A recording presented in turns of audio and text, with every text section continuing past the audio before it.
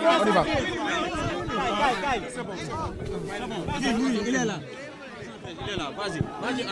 mbokk yi ñu ngi leen di nuyuwaat. c'est bon comme ça.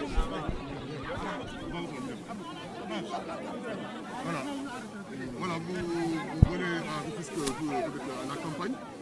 Quelles sont vos impressions pour Rufisque? am mbégte bu baax a baax bu rëy a rëy ci waa Tëngéej ni ñu teertoo ci marché bi ak ci quai de pêche bi ak ci koñ yëpp yi nga xam ne def nañ ko.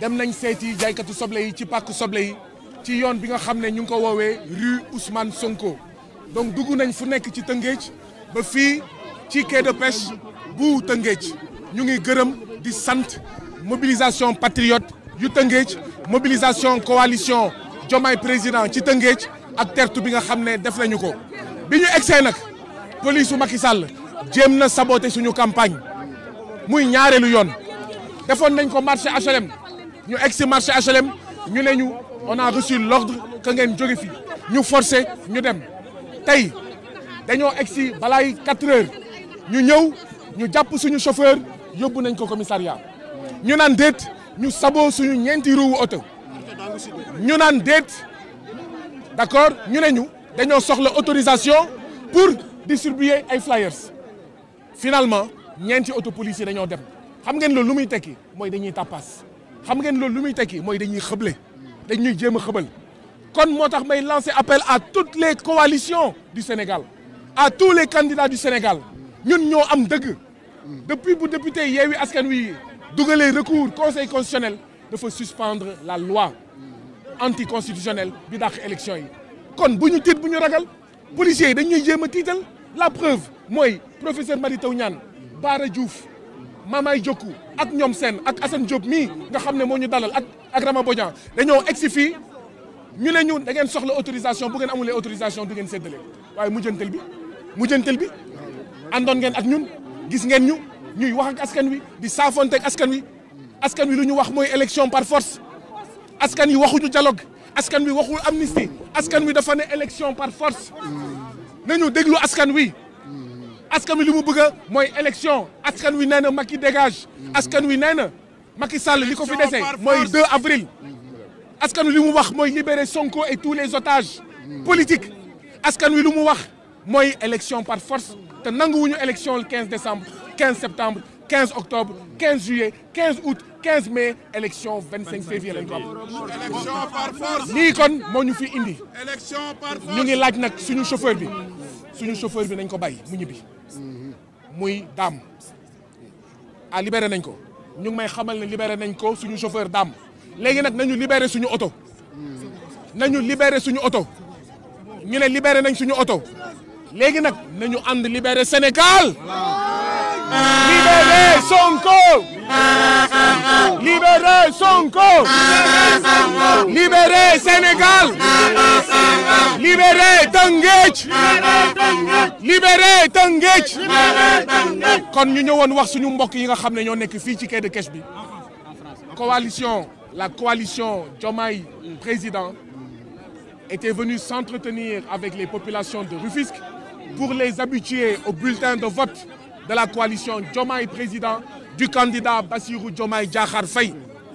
Quand nous sommes arrivés, la police a essayé de nous intimider en arrêtant notre chauffeur, en mettant des sabots à nos voitures et en disant qu'on avait besoin, en pleine période de campagne électorale, d'une autorisation pour distribuer les spécimens de notre candidat Bassirou Diomaye Diakhar Faye. Ce que nous avons refusé énergiquement et finalement, ils nous ont laissé battre campagne, ils nous ont laissé faire notre itinéraire qui nous a amenés au marché, qui nous a amenés aux vendeurs d'oignons, qui nous a amenés à la rue Ousmane Sonko. Nous avons dit aux vendeurs d'oignons qu'il est inacceptable qu'un pays comme la Hollande donne des oignons au Sénégal alors que le Sénégal fait 4 fois la Hollande.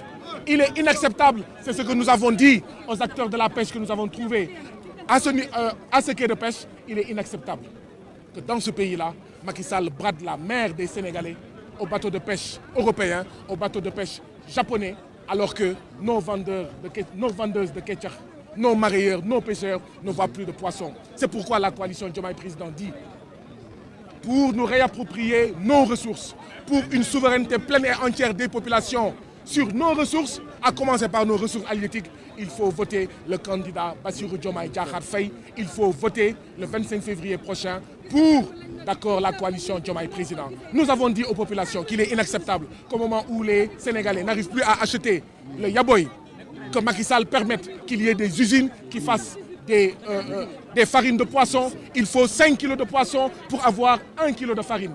Farine de poisson, pourquoi? Pour des croquettes, pour chats et pour chiens.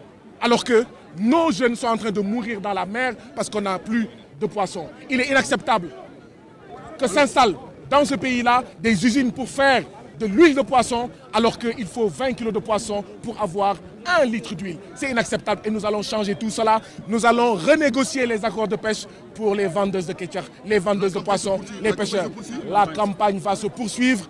Soyez à l'écoute de la coalition Bassirou Diomaye Président. Dans les heures à venir, nous vous dirons ce que nous allons faire. Déjà, demain, il y a plusieurs manifestations. Absolument. Déjà, après-demain, il y a plusieurs manifestations. Certains de nos compatriotes ont invité à la place de l'Obélisque demain à 15h. Tous les Sénégalais n'ont qu'à y aller. Une question. Y a-t-il un dialogue indirect depuis la libération de beaucoup de gens? Les populations, leur priorité, ce n'est pas le dialogue. Leur priorité, ce n'est pas l'amnistie.